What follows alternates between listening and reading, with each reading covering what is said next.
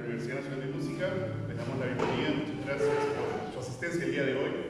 El programa que vamos a ofrecer este día, esta noche, es un programa que se circunscribe a los 200 años, en celebración a los 200 años de la reafirmación de la independencia del Perú.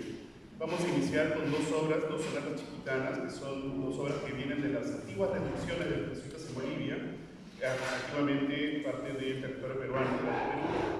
Y luego hacemos dos obras de Cipriano Aguilar, Fray Cipriano Aguilar, que es un compositor peruano limeño, que estaba desconocido hasta hace muy poco, ¿no? Y gracias al esfuerzo de excelentes musicólogos, por ejemplo el maestro César Vega, ha regresado a la vida con música muy linda que además nos muestra una cosa que no estaba como muy bien documentada, que es la asimilación del estilo de Haydn. ¿No? Se creía que desde la música italiana no había como una evolución hacia la música del periodo clásico y luego no pasamos directamente al romanticismo, sino que realmente sí se asimiló por un tiempo no tan largo en realidad, pero muy interesante, y además fue maestro formador de los compositores nacionales como Bernardo Alcedo, por ejemplo, que es el compositor del himno nacional, del cual también escucharemos una obra, una de las canciones patrióticas, que es La Chicha.